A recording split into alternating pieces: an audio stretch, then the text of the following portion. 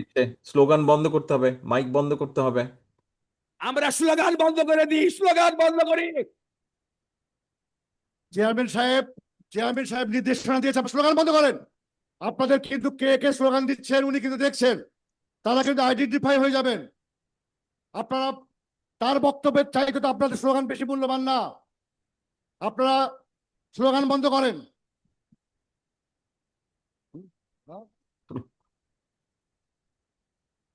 আপনারা স্লোগান বন্ধ, please slogan বন্ধ করেন। যারা স্লোগান দিচ্ছেন তারা কিন্তু আইডেন্টিফাই হচ্ছেন।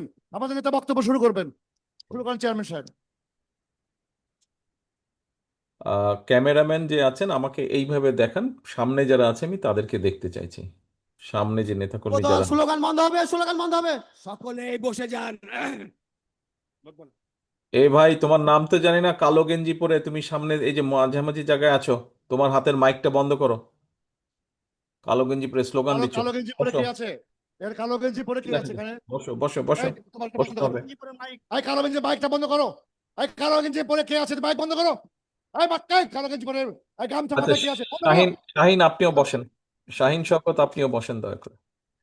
বিসমিল্লাহির রহমানির রহিম। রাজশাহী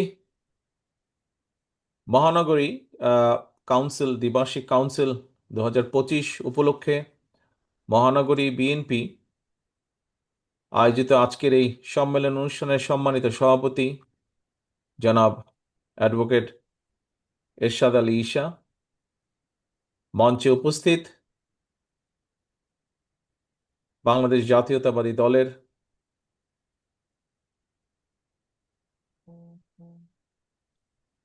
সম্মানিত নেতা জনাব আব্দুল সালাম, উপস্থিত জনাব মিজানুর রহমান মিনু সহ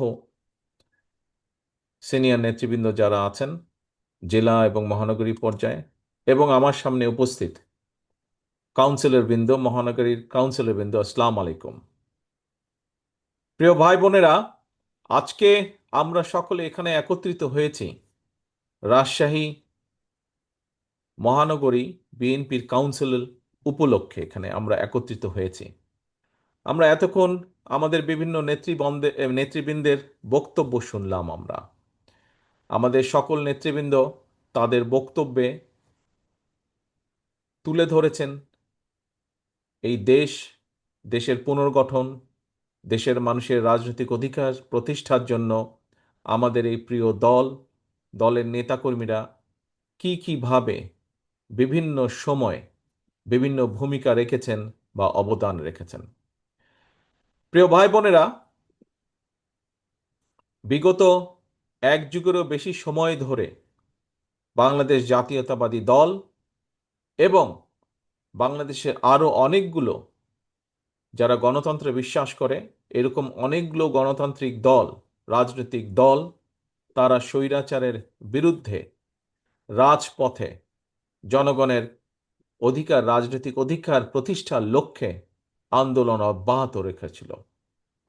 বাংলাদেশের মানুষের সমর্থনে, বাংলাদেশের মানুষের সহযোগিতায় গত বছর 5ই আগস্ট আমরা এই দেশ থেকে স্বৈরাচারকে বিতাড়িত করতে সক্ষম হয়েছি। বাংলাদেশের মানুষের সাধারণ দল মত নির্বিশেষে সকল শ্রেণী পেশার মানুষের অংশগ্রহণের মাধ্যমে যে আন্দোলন গড়ে উঠেছিল, সেই আন্দোলনের প্রতিরোধের মুখে টিকতে না পেরে স্বৈরাচার এই দেশ থেকে পালিয়ে গিয়েছে। প্রিয় ভাই বোনেরা, আজকে এই যে সম্মেলন, আমাদের দলের যে এই সম্মেলন হচ্ছে, এই সম্মেলনটি কেন? এই সম্মেলন একটি কন্টিনিউয়াস প্রক্রিয়া, একটি সাংগঠনিক প্রক্রিয়া।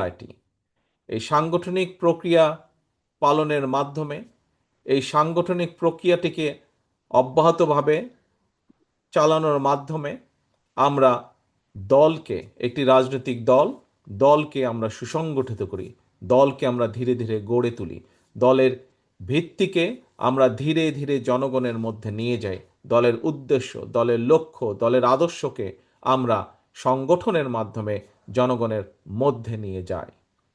প্রিয় ভাই বোনেরা, একটি পরিবার, একটি পরিবারের ভেতরে যেরকম বিভিন্ন পারিবারিক নিয়ম কানুন রীতিনীতি থাকে, ঠিক একইভাবে একটি রাজনৈতিক দল একটি বিশাল পরিবার, এবং সেই জন্যই এই বিশাল পরিবারটিকে পরিচালনার জন্য এই যে আজকে যে সম্মেলন, এই জাতীয় সাংগঠনিক অনেকগুলো কর্মসূচি থাকে।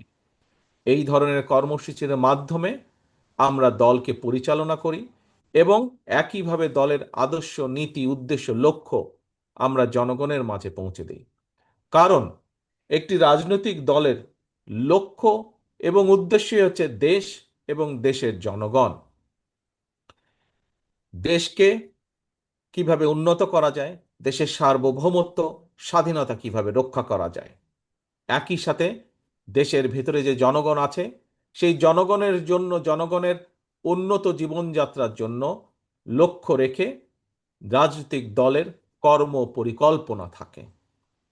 প্রিয় ভাই বোনেরা, আমরা দেখেছি যে এই যে স্বৈরাচার, যে স্বৈরাচার জনগণের আন্দোলনের মুখে পালিয়ে যেতে বাধ্য হয়েছে, এই স্বৈরাচার যখন এক যুগেরও বেশি সময় আগে এই দেশের ক্ষমতা দখল করেছিল, দখল করার পরে আমরা দেখেছি কিভাবে একে একে তারা গুম, খুন, হত্যা রাজনীতি শুরু করেছিল। আমরা দেখেছি কিভাবে তারা যে কোনো বিরোধী মতের মানুষের বিরুদ্ধে মিথ্যা মামলার কিভাবে দিয়েছিল তারা মিথ্যা মামলা। আমি নিশ্চিত এই সম্মেলনে আজকে যারা উপস্থিত আছেন তাদের মধ্যে অধিকাংশ মানুষ স্বৈরাচারের সময় মিথ্যে মামলায় জর্জরিত হয়েছেন। শুধু বিএনপি নয়, বিএনপির বাইরেও এই যে বহু মানুষ হাত তুলেছেন যারা মিথ্যে মামলায় জর্জরিত হয়েছিলেন, বহু নেতাকর্মী হাত তুলেছেন।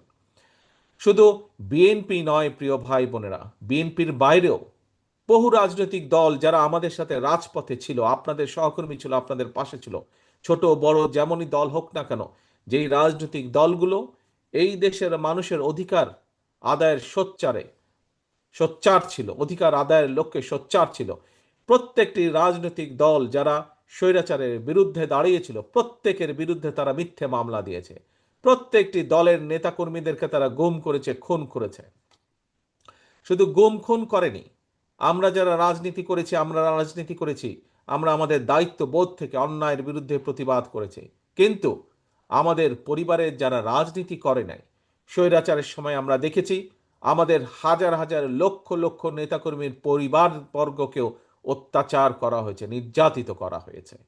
প্রিয় ভাই বোনেরা, শুধু যে রাজনৈতিক দলের নেতাকর্মীদেরকে অত্যাচার নির্যাতন করা হয়েছে, গুম খুন করেছে তাই নয়, রাজনীতির বাইরেও বহু সাধারণ মানুষ যারা বিভিন্ন বিষয়ে প্রতিবাদ গড়ে তুলেছিলেন, বিভিন্ন বিষয়ে সোচ্চার ছিলেন, বিভিন্ন বিষয়ে প্রতিবাদ জানিয়েছেন স্বৈরাচারের বিভিন্ন কর্মকাণ্ডের বিরুদ্ধে, তাদের বিরুদ্ধেও আমরা দেখেছি কিভাবে অত্যাচারের স্টিম রোলার তাদের উপরে চালানো হয়েছে। প্রিয় ভাই ও বোনেরা, আমরা দেখেছি সেই সময় বাংলাদেশের নির্বাচন ব্যবস্থাকে কিভাবে ধ্বংস করে দেওয়া হয়েছে।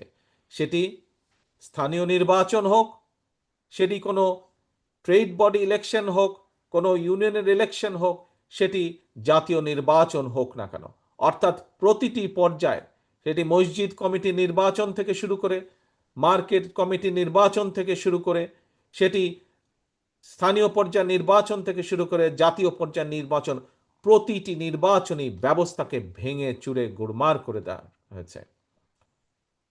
প্রিয় ভাই বোনেরা, শুধু নির্বাচনী ব্যবস্থা নয়, আমরা দেখেছি বিচার ব্যবস্থাকে কিভাবে ধ্বংস করে দেওয়া হয়েছে। আমরা দেখেছি সেই সময় কিভাবে আইন শৃঙ্খলা বাহিনীকে রাজনীতিকরণ করার মাধ্যমে আইন শৃঙ্খলা বাহিনীকে ধ্বংস করে দেওয়া হয়েছিল। প্রিয় ভাই বোনেরা, শুধু তাই নয়, আমরা দেখেছি বাংলাদেশের অর্থনীতিকে কিভাবে ধ্বংস করে দেওয়া হয়েছে এবং মেগা উন্নয়নের নামে কিভাবে মেগা দুর্নীতি করা হয়েছিল, কিভাবে এই দেশের সাধারণ মানুষের অর্থ সম্পদ কিভাবে লুটপাট করে বিদেশে পাচার করে দেওয়া হয়েছে। প্রিয় ভাই বোনেরা, জুলাই আগস্ট মাসে আমরা দেখেছি জনগণ যখন এই সকল রাজনৈতিক দলগুলোর আন্দোলনে শরিক হয়েছে, জনগণ যখন মা বোন থেকে শুরু করে রিক্সা চালক, সিএনজি চালক, মুদি দোকান কর্মচারী, ছোট ব্যবসায়ী, শিক্ষক, উকিল, ডাক্তার, সর্বস্তরের সর্বশ্রেণী পেশার মানুষ যখন এই রাজনৈতিক দলগুলোর দাবির প্রতি একত্রতা ঘোষণা করে আমরা দেখেছি কিভাবে রাজপথে নেমে এসেছিলেন। সেই সময় স্বৈরাচার তাদের ক্ষমতা দখল ধরে রাখার জন্য আমরা দেখেছি হাজার হাজার মানুষের উপরে গুলি করেছে। আমরা দেখেছি কিভাবে ১৫০০-এর মাত্র ১ মাস ১.৫ মাসের ব্যবধানে ১.৫ মাসের ব্যবধানে আমরা দেখেছি প্রায় ১৫০০-এর মতন ১৫০০-এরও বেশি মানুষকে তারা হত্যা করেছে। আমরা দেখেছি কিভাবে ৩০,০০০-এরও বেশি মানুষকে তারা কিভাবে নির্যাতন করেছে, কিভাবে ৩০,০০০-এরও বেশি মানুষ পঙ্গুত্ব বরণ করেছে। এর মধ্যে বহু মানুষ তাদের দৃষ্টি শক্তি সারা জীবনের জন্য হারিয়ে ফেলেছে। আমরা দেখি যে এর মধ্যে বহু মানুষ কারো পা নষ্ট হয়ে গিয়েছে, কারো হাত নষ্ট হয়ে গেছে, বিভিন্নভাবে ক্ষতিগ্রস্ত হয়েছে।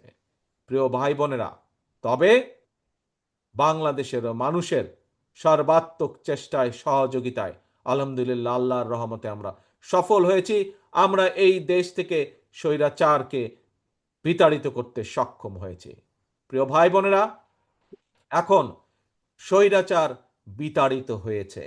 আমরা কি চেয়েছিলাম? আমরা চেয়েছিলাম স্বৈরাচারের বিরুদ্ধে আন্দোলনের অন্যতম মূল লক্ষ্য ছিল আমাদের জনগণের রাজনৈতিক অধিকার প্রতিষ্ঠিত করা। স্বৈরাচারের বিরুদ্ধে আমাদের মূল আন্দোলনের মূল লক্ষ্য ছিল জনগণের বাক ব্যক্তি স্বাধীনতা প্রতিষ্ঠিত করা। প্রিয় ভাই বোনেরা, আজ স্বৈরাচার বিতাড়িত হয়েছে, স্বৈরাচার পালিয়ে গেছে। জনগণের শাসন আমাদেরকে প্রতিষ্ঠিত করতে হবে, জনগণের রাজনৈতিক অধিকার আমাদেরকে প্রতিষ্ঠিত করতে হবে। সারা গণতান্ত্রিক বিশ্বে জনগণের রাজনৈতিক অধিকার প্রতিষ্ঠার মূল মূল উপায় হলো, মূল পন্থা হলো জনগণের সরাসরি ভোট প্রয়োগের ব্যবস্থা করা। এবং সেই ভোট প্রয়োগের মাধ্যমে জনগণ নির্ধারণ করবে কে আগামী দিনে একটি নির্দিষ্ট মেয়াদ পর্যন্ত এই দেশকে পরিচালনা করবে, জনগণের উন্নয়নের জন্য কাজ করবে। প্রিয় ভাই বোনেরা, আমরা দেখছি অন্তর্বর্তীকালীন সরকার সেই পথে ধীরে ধীরে এগিয়ে যাচ্ছে। আমরা কিছুদিন আগে সরকারের পক্ষ থেকে শুনেছি, তারা ঘোষণা করেছে, সরকারের পক্ষ থেকে ঘোষণা করা হয়েছে ইনশাল্লাহ আগামী রোজার আগে, আগামী রমজানের আগে ইনশাল্লাহ দেশে জাতীয় নির্বাচন অনুষ্ঠিত হবে। প্রিয় ভাই বোনেরা, এই জাতীয় নির্বাচন অনুষ্ঠানের মাধ্যমে জনগণের অধিকারের প্রথম পদক্ষেপ বাস্তবায়িত হবে। এখন শুধু ভোট হলেই হবে না, ভোটের মাধ্যমে শুধু সরকার গঠন করলেই হবে না। প্রিয় ভাই বোনেরা, আজ আপনারা আমার সামনে যারা বিএনপির বিভিন্ন পর্যায়ের, রাজশাহী মহানগরীর বিভিন্ন পর্যায় সহ জেলার বিভিন্ন পর্যায়ের নেতা কর্মী, আপনারা যারা আমার সামনে বসে আছেন, আপনাদের মাঝে যখন আমার কথা হয়, আপনাদের বহু মানুষের সাথে যখন আমার কথা হয়, বিভিন্নভাবে যখন কথা হয়, তখন কিন্তু একটি কথা আপনাদের কাছ থেকে আমি শুনতে পাই। কি সেই কথাটি? সেই কথাটি হচ্ছে, আপনারা যখন আপনাদের গ্রামে হোক, আপনাদের পাড়ায় হোক, বিভিন্ন জায়গায় যখন আপনারা যান, সাধারণ মানুষের সাথে যখন কথা বলেন, তখন সাধারণ মানুষ আপনাদের কাছে জানতে চায় দেশের ভবিষ্যৎ কি। সাধারণ মানুষ আপনাদের কাছে জানতে চায় বিএনপি কিভাবে কি করবে আগামী দিনে।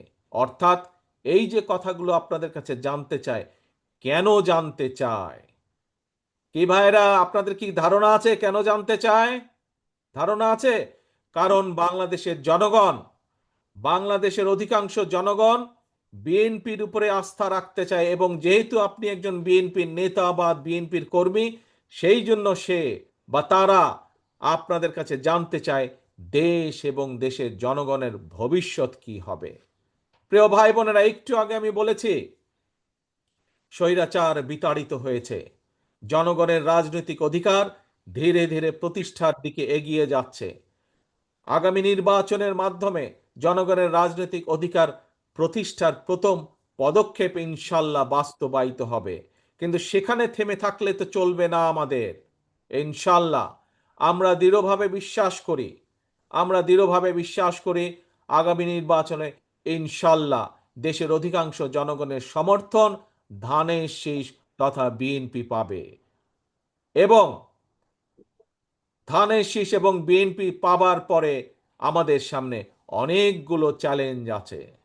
প্রিয় ভাই বোনেরা, বক্তব্যের শুরুতে আমি যেমন বলেছিলাম যে আমরা এই যে আজকে সম্মেলন করছি, কেন করছি? আমরা সম্মেলন করছি, এই সম্মেলনের মাধ্যমে আমরা নেতাকর্মীকে দায়িত্ব দিব তারা সুন্দরভাবে দলকে আরো শক্তিশালীভাবে যেভাবে গড়ে তুলবেন, তারা দলের নীতি আদর্শকে নিয়ে যাবেন জনগণের কাছে। প্রিয় ভাই বোনেরা, ঠিক আগামী নির্বাচনে ইনশাল্লাহ জনগণের সমর্থনে সরকার গঠনে আমরা সক্ষম হলে আমাদেরকে এই দেশকে গড়তে হবে। একটু আগেই আমি বলেছি, স্বৈরাচার এই দেশের শিক্ষা ব্যবস্থাকে ধ্বংস করে দিয়েছে, স্বৈরাচার এই দেশের বিচার ব্যবস্থাকে ধ্বংস করে দিয়েছে, আইন শৃঙ্খলা বাহিনীকে ধ্বংস করে দিয়েছে, অর্থনৈতিক ব্যবস্থাকে ধ্বংস করে দিয়েছে, স্বাস্থ্য ব্যবস্থাকে ধ্বংস করে দিয়েছে। প্রত্যেকটি ব্যবস্থাকে তারা ধ্বংস করে দিয়েছিল তাদের নিজেদের স্বার্থে। আজকে তাই আমাদেরকে ইনশাল্লাহ আগামী নির্বাচনে আমরা সরকার জনগণের সমর্থন নিয়ে ইনশাল্লাহ সরকার গঠনে সক্ষম হলে পরে আমাদেরকে এই চ্যালেঞ্জগুলো মোকাবেলা করতে হবে। অনেকগুলো চ্যালেঞ্জ আছে সামনে। এই দেশের যারা যুবক, যারা বেকার, তাদের কর্মসংস্থানের ব্যবস্থা করতে হবে। যুবকদেরকে হয় আমাদের ট্রেনিং দিতে হবে, দক্ষ করে গড়ে তুলতে হবে। দক্ষ করে গড়ে তোলার মাধ্যমে তাদের কর্মসংস্থান দেশে এবং বিদেশে করতে হবে। প্রিয় ভাই বোনেরা, স্বৈরাচার শিক্ষা ব্যবস্থাকে ধ্বংস করে দিয়ে গেছে। আমাদেরকে এই শিক্ষা ব্যবস্থাকে ঢেলে সাজাতে হবে। আমাদেরকে প্রাথমিক পর্যায় থেকে শুরু করে স্কুল কলেজ পর্যায় পর্যন্ত আমাদেরকে ভালো শিক্ষক নিয়োগ করতে হবে, নতুন শিক্ষক নিয়োগ করতে হবে। এর মাধ্যমে যেমন কর্মসংস্থানের ব্যবস্থা করতে হবে, একইভাবে শিক্ষার আলো পৌঁছে দিতে হবে আমাদের শিক্ষার্থীদের কাছে। কারণ এই শিক্ষার্থী তারাই হচ্ছে আমাদের ভবিষ্যৎ বাংলাদেশ, আমাদের ভবিষ্যৎকে গড়ে তুলতে হবে। প্রিয় ভাই বোনেরা, আমাদের স্বাস্থ্য ব্যবস্থা ভেঙে ফেলেছে একদম। আমরা দেখেছি স্বৈরাচারের সময় যাদের পক্ষে সম্ভব হয়েছে, স্বৈরাচার এমনভাবে স্বাস্থ্য ব্যবস্থাটাকে সাজিয়েছিল যাতে করে মানুষ বাধ্য হয় পার্শ্ববর্তী একটি দেশে গিয়ে স্বাস্থ্য সেবা নেবার জন্য। এই দেশের ডাক্তার নার্সদের, এই দেশের চিকিৎসা কেন্দ্র হসপিটালগুলোর ব্যবস্থাগুলো একদম ধ্বংস করে দিল। ইচ্ছা করে তারা পাঠিয়ে দিত ভিন্ন একটি দেশে, পার্শ্ববর্তী দেশে। এবং আমাদের যেরকম ধ্বংস করে দিয়েছে চিকিৎসা ব্যবস্থা, একইভাবে বৈদেশিক মুদ্রাগুলাও চলে যেত, চিকিৎসার নাম করে বৈদেশিক মুদ্রা চলে যেত। প্রিয় ভাই বোনেরা, এই ব্যবস্থার পরিবর্তন করতে হবে।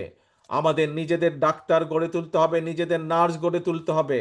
আমাদেরকে আমাদের হাসপাতালগুলোকে এমনভাবে ধীরে ধীরে গড়ে তুলতে হবে যাতে বাংলাদেশের মানুষ, সেটি ধনী হোক গরিব হোক, যেই মানুষই হোক না কেন, সঠিকভাবে এই দেশের হাসপাতালগুলোতেই যেন মানুষ চিকিৎসা পায়। প্রিয় ভাই বোনেরা, বাংলাদেশ একটি কৃষি প্রধান দেশ। এই রাজশাহী মহানগরী বা এই রাজশাহী জেলা, এই রাজশাহী বিভাগ, আমরা দেখেছি কিভাবে ফারাক্কার কারণে আজ পদ্মা নদী শুকিয়ে যাচ্ছে।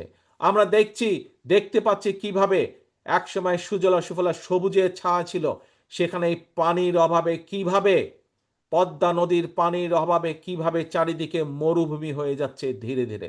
প্রিয় ভাই বোনেরা, আমাদেরকে চেষ্টা করতে হবে। আমরা আন্তর্জাতিক আদালতে যাব দরকার হলে, আমরা জাতিসংঘে যাব দরকার হলে, আমাদের পানির হিস্যা বের করে নিয়ে আসতে হবে। আবার আমাদেরকে পদ্মা নদীতে পানির ব্যবস্থা করতে হবে। আমাদেরকে খালগুলো খনন করতে হবে যাতে শুকনো মৌসুমে যদি আবার পানি নিয়ে আমরা পানির ব্যবস্থা করি এবং আবার যদি পানি নিয়ে তারা ঝামেলা করে, তাহলে যাতে আমাদের খালগুলো পানি ধরে রাখতে পারে। আমাদের কৃষকদের জন্য, আমাদের মানুষের ব্যবহারের জন্য সার্বিকভাবে পানির ব্যবস্থা আমাদেরকে করতে হবে। কাজে প্রিয় ভাই বোনেরা, সামনে অনেক কাজ, সামনে অনেক চ্যালেঞ্জ। এই চ্যালেঞ্জগুলো আমাদেরকে নিতে হবে। আমাদের দেশের বেকারদের কর্মসংস্থানের ব্যবস্থা করতে হবে। ছোট ছোট কলকারখানা আমাদেরকে গড়ে তুলতে হবে। এই কলকারখানা গড়ে তোলার মাধ্যমে এই কলকারখানায় যেসব দ্রব্য উৎপাদিত হবে সেগুলো একদিকে দেশের মানুষের ব্যবহারের জন্য, আবার একই সাথে আমাদেরকে বিদেশেও রফতানি করতে হবে। প্রিয় ভাই বোনেরা, আমাদের সামনে চ্যালেঞ্জ আছে।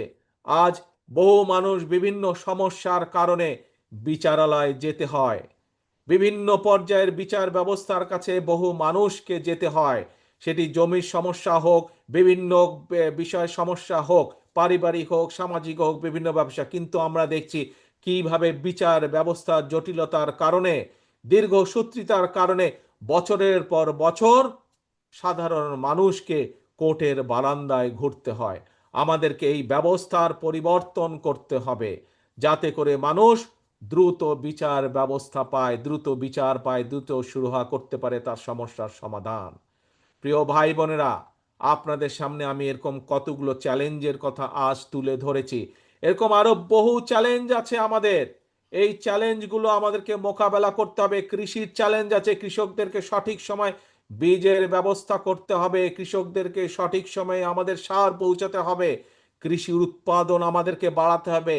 আবার একই সাথে খেয়াল রাখতে হবে মানুষ যাতে স্বল্প মূল্যে কৃষি পণ্য পায়, কিন্তু একই সাথে আবার কৃষকও যাতে তার উৎপাদিত দ্রব্যের সঠিক মূল্য পায়। ভাই বোনেরা, বিগত 1 যুগ ধরে স্বৈরাচারের শাসন আমলে এই দেশকে ধ্বংস করে দেওয়া হয়েছে।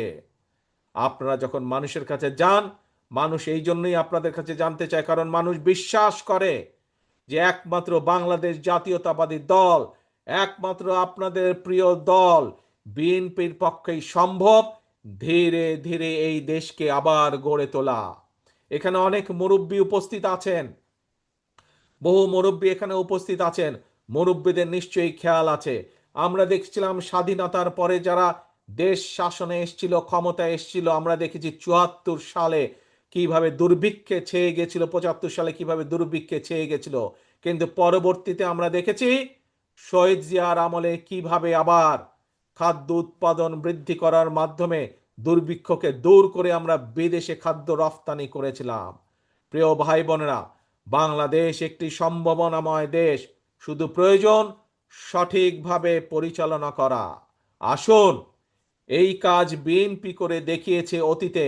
ইনশাল্লাহ আমরা দেখেছি কিভাবে দেশনেত্রী খালেদা জিয়ার সময় বিভিন্ন পদক্ষেপ গ্রহণ করা হয়েছিল, কিভাবে দেশের শিক্ষার্থীদের, বিশেষ করে মেয়েদের শিক্ষা ব্যবস্থা কিভাবে বিনামূল্যে করে দেওয়া হয়েছিল। এরকম অনেকগুলো ভালো ভালো পদক্ষেপ নেওয়া হয়েছিল। ভাই বোনেরা, আসুন, আজ দেশের মানুষ আপনাদের দিকে, আজকে দেশের মানুষ তাকিয়ে আছে। দেশের মানুষ আজ বিএনপির দিকে তাকিয়ে আছে, দেশের অধিকাংশ মানুষ, যে বিএনপি দেশকে সঠিকভাবে পরিচালনা করবে। কিন্তু এই যে চ্যালেঞ্জগুলো আছে, যেই চ্যালেঞ্জগুলোর কথা আপনাদের সামনে আমি তুলে ধরলাম, এই চ্যালেঞ্জগুলো যদি মোকাবেলা করতে হয়, তাহলে সবচেয়ে প্রথম কাজ হচ্ছে আমাদেরকে ঐক্যবদ্ধ হতে হবে। বিএনপির সকল নেতা কর্মীদেরকে ঐক্যবদ্ধ হতে হবে। আমরা যদি ঐক্যবদ্ধ হতে না পারি, তাহলে আমরা ওই চ্যালেঞ্জগুলো মোকাবেলা করতে পারবো না। জনগণের আস্থা এবং জনগণের বিশ্বাস আমাদের উপরে আছে, কিন্তু এই বিশ্বাস এবং আস্থা ধরে রাখার দায়িত্ব কিন্তু জনগণের না। এই বিশ্বাস এবং আস্থা ধরে রাখার দায়িত্ব কার? আমাদের সকলের। আমরা যারা বিএনপি করি, জনগণ যাতে আমাদের উপরে আস্থা রাখে, জনগণ যাতে আমাদের উপরে বিশ্বাস রাখে, সে আস্থা এবং বিশ্বাস ধরে রাখার দায়িত্ব কার? কি ভাই, কার এই দায়িত্ব বলেন দেখে? কে? শুনতে পাই না, আমি অনেক দূরে, হাত তুললে আমি দেখতে বুঝতে পারবো যে কার। আপনারা বলছেন কি আপনাদের? ইয়েস, এই দায়িত্ব হচ্ছে শহীদ জিয়ার প্রতিটি নেতাকর্মীর, এই দায়িত্ব হচ্ছে খালেদা জিয়ার প্রতিটি নেতাকর্মীর, এই দায়িত্ব হচ্ছে শহীদ জিয়ার নেতাকর্মীর, এই দায়িত্ব হচ্ছে খালেদা জিয়ার নেতাকর্মীর। দায়িত্ব জনগণের যে আস্থা আমাদের উপরে আছে, এই আস্থাকে ধরে রাখা। প্রিয় ভাই বোনেরা, আসুন, এই দেশ আমাদের সকলের। এই দেশ বাংলাদেশের 20 কোটি মানুষের দেশ। শহীদ জিয়া স্বাধীনতা ঘোষণার মাধ্যমে এই দেশের কে মুক্ত করার, এই দেশকে স্বাধীন করার যুদ্ধ ঘোষণা করেছিলেন। পরবর্তীতে 90-এ স্বৈরাচারের বিরুদ্ধে আন্দোলন করে স্বৈরাচার মুক্ত করেছিলেন এই দেশ দেশনেত্রী খালেদা জিয়া। কাজেই সেই দলের নেতা এবং কর্মী হিসাবে আজ আপনাদের উপরে পবিত্র দায়িত্ব সামনের দিনে এই দেশকে এগিয়ে নিয়ে যাওয়া, দেশকে পুনর্গঠন করার জন্য। প্রিয় ভাই বোনেরা, আপনাদের নিশ্চয়ই মনে আছে সকলের, প্রায় 2 বছর আগে স্বৈরাচারের সময় আমরা বাংলাদেশের মানুষের সামনে 31টি দফা উপস্থাপন করেছিলাম, যেগুলো রাষ্ট্র মেরামত দফা হিসাবে পরিচিতি লাভ করেছিল। সেই 31 দফার মধ্যে আমরা বিভিন্ন সংস্কার কর্মসূচি দিয়েছিলাম। আমরা দেখেছি বর্তমান অন্তর্বর্তীকালীন সরকার একটি সংস্কার কমিশন গঠন করেছে, কিন্তু নিশ্চয়ই আপনারা পত্রপত্রিকায় দেখেছেন যে বিভিন্ন রাজনৈতিক দলকে নিয়ে যে সংস্কার কমিশনে আলাপ আলোচনা হয়েছে, যত সংস্কার আলাপ আলোচনা হয়েছে তার অধিকাংশ সংস্কার বিএনপি 2.5 বছর আগেই জাতির সামনে ঘোষণা করেছিল। আজ অনেকে সংস্কার নিয়ে করছে, কথা বলছে, কিন্তু এই সকল সংস্কারের কথা আমরা আগেই বলেছি, কারণ আমরা বিশ্বাস করি যে এই দেশকে যদি সামনে এগিয়ে নিতে হয়, এই দেশের মানুষের জীবন ব্যবস্থার যদি উন্নতি করতে হয়, তাহলে কতগুলো ব্যাপারে রাষ্ট্রের সংস্কার করতে হবে। এবং সেই জন্যই আমরা অন্য কেউ চিন্তা করার আগে বিএনপি আপনাদের দলই দেশের সামনে, দেশের মানুষের সামনে সর্বপ্রথম প্রায় 2.5 বছর আগে সংস্কার প্রস্তাব উপস্থাপন করেছি আমরা। প্রিয় ভাই বোনেরা, আসুন আজকে আমরা স্বৈরাচারকে আমরা বিদায় করেছি, বিতাড়িত করেছি। আমরা দেশের মানুষের সামনে সংস্কার প্রস্তাব দিয়েছি দেশকে পুনর্গঠন করার জন্য, দেশকে এগিয়ে নিয়ে যাওয়ার জন্য, দেশের মানুষের জীবন ব্যবস্থা ভালো করার জন্য। আমাদের পরবর্তী পদক্ষেপ, আমরা আমাদের পলিসি দিয়েছি, আমরা আমাদের পরিকল্পনা দেশের মানুষের সামনে উপস্থাপন করেছি। এখন আমাদের পরবর্তী পদক্ষেপ জনগণের আস্থা অর্জন করার মাধ্যমে, জনগণের বিশ্বাস অর্জন করার মাধ্যমে আমাদের এই 31 দফা বাস্তবায়ন করা। এই যে 31 দফার মধ্যে আপনাদের সামনে যে কিছুক্ষণ আগে কিছু চ্যালেঞ্জের কথা বললাম, বেকারদের কর্মসংস্থান, স্বাস্থ্য ব্যবস্থা, কৃষি ব্যবস্থা, শিল্পের উন্নয়ন, বিচার ব্যবস্থা, এই যে নদী খনন, খাল খনন, এই যে আপনাদের সামনে আমি চ্যালেঞ্জগুলোর কথা বললাম, এই চ্যালেঞ্জগুলো আমাদেরকে মোকাবেলা করতে হবে, তা না হলে দেশ পিছিয়ে যাবে, দেশের মানুষ আরো কষ্ট পাবে। কাজেই দেশের মানুষের এই কষ্ট লাঘব করতে হলে, দেশকে সামনে এগিয়ে নিয়ে যেতে হলে, জনগণের আস্থা অর্জন করার মাধ্যমে আমাদেরকে এই চ্যালেঞ্জগুলো মোকাবেলা করতে হবে। এবং তার জন্য দরকার আমাদের সকলকে ঐক্যবদ্ধ হওয়া, তার জন্য দরকার আমাদের নিজেদেরকে ডিসিপ্লিন হওয়া, আমাদেরকে ডিসিপ্লিন হওয়া দরকার, আমাদেরকে ঐক্যবদ্ধ হওয়া দরকার। আজকের এই কাউন্সিলের মাধ্যমে আমার প্রত্যাশা থাকবে রাজশাহী মহানগরীর প্রত্যেকটি নেতাকর্মীর কাছে আমার প্রত্যাশা থাকবে, আজকের এই কাউন্সিলের মাধ্যমে আমরা শপথ গ্রহণ করব যে আমরা সকলে ইনশাল্লাহ ঐক্যবদ্ধ থাকব, এক, এবং আগামী দিনে জনগণের আস্থা অর্জনের মাধ্যমে আমরা দেশকে পুনর্গঠনের কাজে হাত দেব। এটা হচ্ছে 2। কি হলো তাহলে? আজকে আমরা 2টি শপথ নিচ্ছি। এক, এই কাউন্সিলের মাধ্যমে প্রিয় ভাই বোনেরা, আমরা সকল পর্যায়ের নেতাকর্মী, আমরা রাজশাহী মহানগরের সকল পর্যায়ের নেতাকর্মী ইনশাল্লাহ আমরা সকলে ঐক্যবদ্ধ থাকব। আজকের এই কাউন্সিলের মাধ্যমে আমরা প্রথম প্রতিজ্ঞা করছি, ঠিক আছে? কি প্রতিজ্ঞা করলাম আমরা?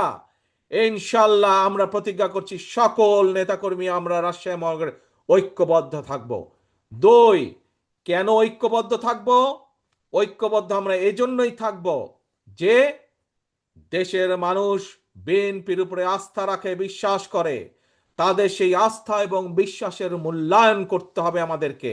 আমাদেরকে সেই আস্থা এবং বিশ্বাসকে মূল্যায়িত করতে হবে, এবং মূল্যায়ন করার একটি উপায় হচ্ছে দেশকে পুনর্গঠন করা।